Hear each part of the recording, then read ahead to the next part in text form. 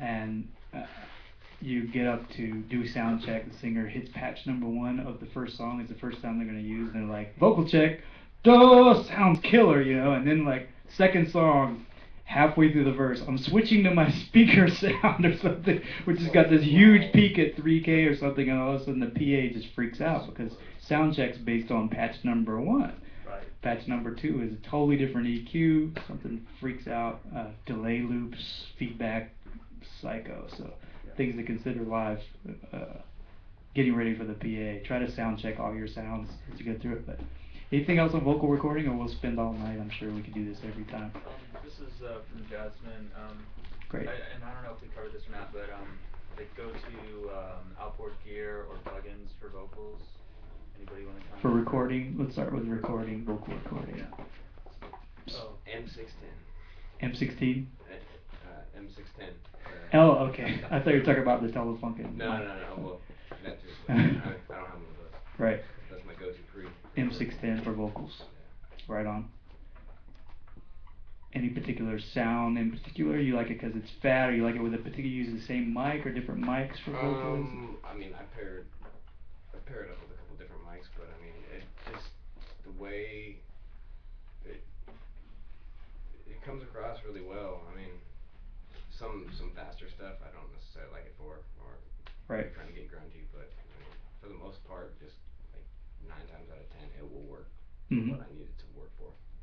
And when we were talking about vocal effects, if you're fortunate enough to have a piano in your studio, open that thing up and mic that up, and then whatever's going on in the room, hold the pedals down. Yep, and yeah. then sustain and create chords with stuff that's going on. So yeah, that's craziness. I have a question, sure. Because I end up recording a lot of people, like, you know, folk musicians or songwriters, and it's like they're gonna play and sing at the same time, but I want to get some separation in the vocal mic and keep the guitar out of it.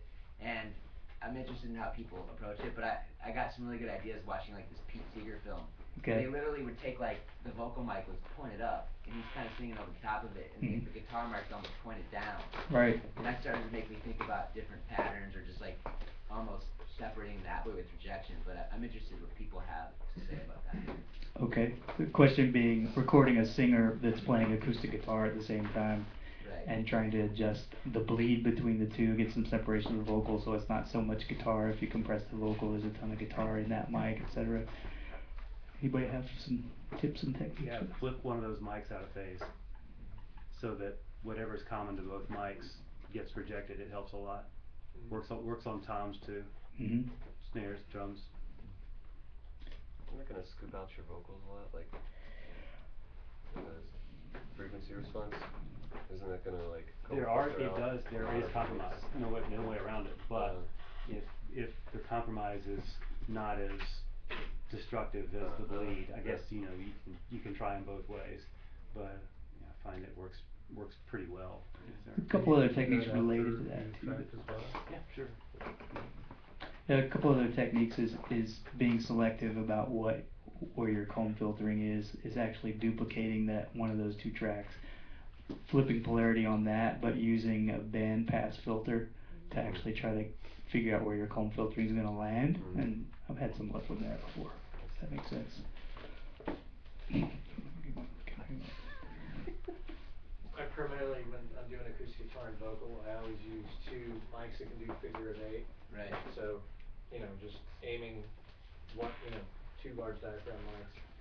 Aim one at the 12th fret and take the null spot of the figure of 8 and aim that directly at the vocal, and then take the other mic aimed at the vocal and, So the null spot's pointed at the opposing guitar, right. source. Right, so when you pull them up, you get a tiny amount of vocal bleed in the Right. guitar and a tiny amount of guitar bleed in the vocal, but when you pull them up, they're phase coherent and they, and you get strong signal from both. Right. That's killer too. Yeah, I've had a little success, like you're saying, like just using one figure 8, one cardio 8, and trying to do that. I used to Using 2 figure 8s, yeah. There's a nice shot of, I think, Paul McCartney with that same technique. You'll see the mics are pointed just like that. For, 2 figure 8 mics, one's pointed at the vocal, one's pointed at the guitar. And 90 degrees apart. Yeah. Yeah, for people that are new to recording, referring to different patterns on the microphone, figure 8 mics are picking up information from this way and this way, but there's a null point on the side, so they're not picking up as much sound from these sides.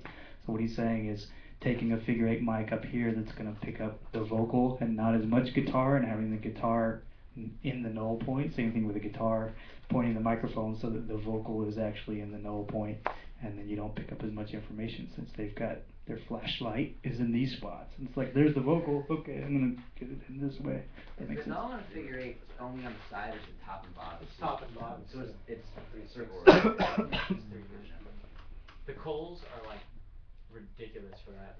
Those Coles 4038s or whatever those things. The one you can get those at Walgreens, right? Yeah. They're of course $2,000 each. $2,000 each, Once you right. get into it, if you're out here, Green there's a Eagles. guy you can talk to. But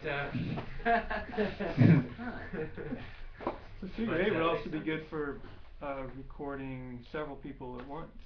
Have On each side, that's well, yeah, you could do each side, but then you could also have people in line, and then you put the null spot, point that towards the next person, so that it doesn't pick them up. like 4 people. Yeah, or just however many people you have, just put them in figure 8.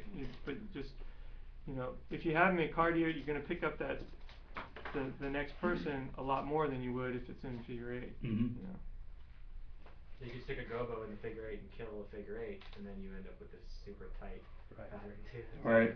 That's Yeah, sweet. In that guitar scenario you were discussing, it seems pretty reasonable, but you definitely want to be facing a very dead wall, because it's just equally as sensitive on both sides of the mic.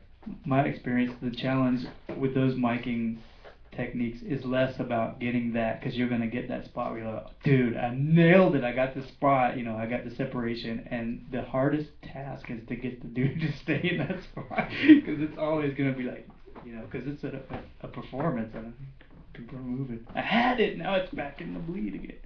Anyway, any more piece of gear specific to vocal recording you like for some reason? My favorite, I just did an album for I guess it's lesbian rock, which is just regular rock, but chicks singing about chicks instead of dudes singing about chicks. Right.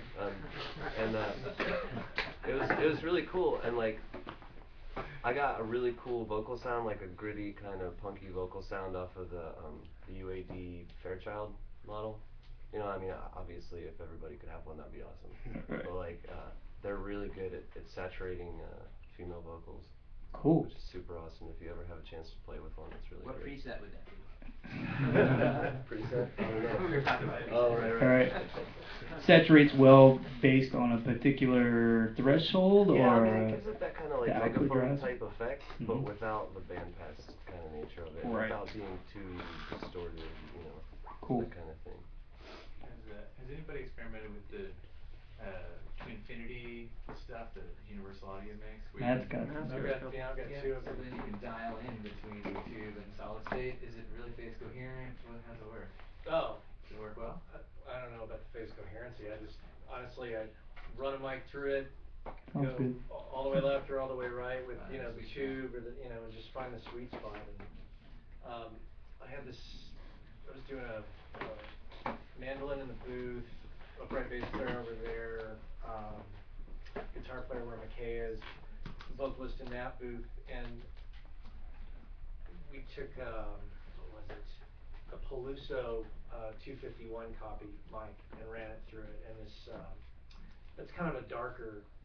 This particular mic's kind of dark, and I ran it through the 710, and this woman was like of another generation, like in terms of like she was like an old jazz singer. She was young, but her voice was like like Billie Holiday-esque kind of sound, and that combo was just spot on. You can find that sweet spot in between solid and tube. It's not always really clear to me. I mean, sometimes it is, and sometimes it isn't. It depends on the mic. It depends on the source. That flexibility sounds like a decent. I think that's the thing when we're talking about with presets, there's no absolute for really anything, because I've had some mics that I've hated forever, and I got some preamp that I hated, and I put the two together, and it was like unbelievable difference. That's happened to me several times. I think it's a matter of the combination of things and the source. Number one, this preset worked on everything awfully. I took this mic I hated, plugged in this other thing. This mic pre may be too dark, and then for this microphone, but you might like it with this other thing. It's a pretty big common thing now to start seeing microphone preamps having impedance options, you know. And if how many guitar players out here? A couple, few thousand.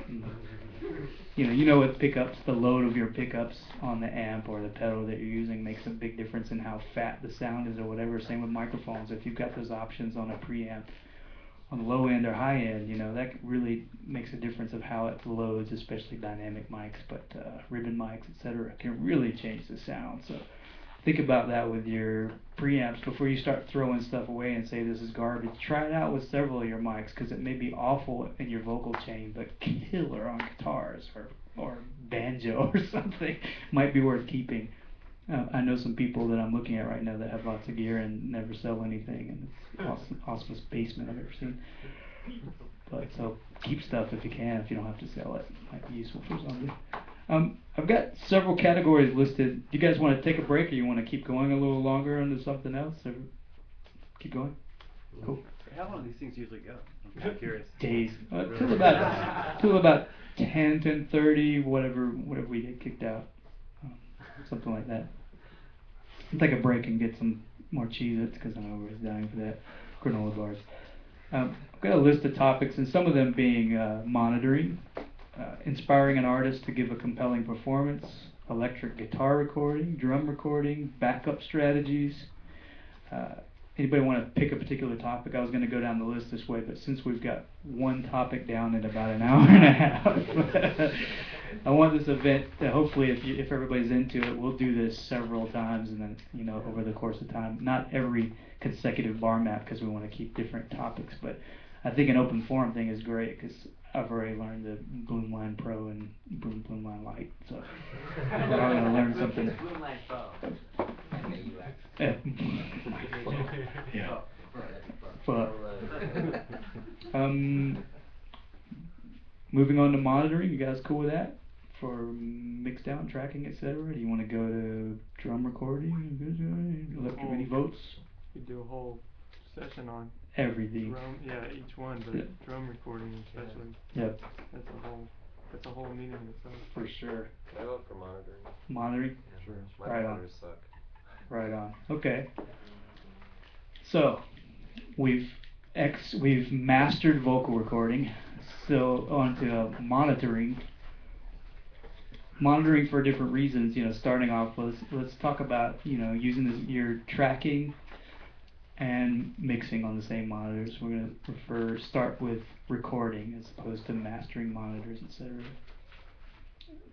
Eventually, hopefully, getting into acoustics, but let's focus on the monitoring scenario related to volume levels, calibration of your monitors, monitor choice, how many monitors you should have, the position of your monitoring, all that stuff.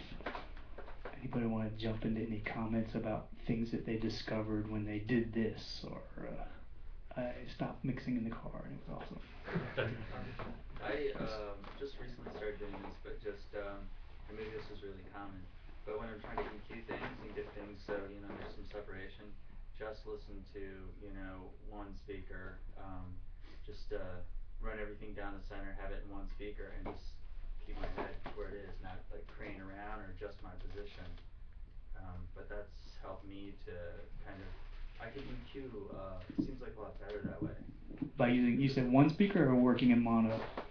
Well, or both? yeah, both. Both. Working in mono, but just having one speaker out. Oh, okay, right. That's even more helpful. And not, you know, so if this is the speaker I'm using, I don't do any of this like craning my head or reposition myself to, I kind of almost do it with like kind of one ear. And I think I hear the same on both sides of my head, but yeah. Right. Right on. So he's saying using one monitor for specifically vertical things like EQing, etc., can be really useful. I'm a big fan of that too. I have a couple of the Avant tones like Oratones, but I actually have them on top of each other and work in mono that way. I like one, but the thing I do is, you know, when I'm working on a mix is back the volume way down so I can just barely hear it. Then I can hear what all the top stuff is that's in there. Sometimes there's something going on that you just You don't hear it when it's loud, but when you turn it down, you go, oh, the snare is too loud or something, you know, you can back that up a little bit, fixes the mix. Mhm. But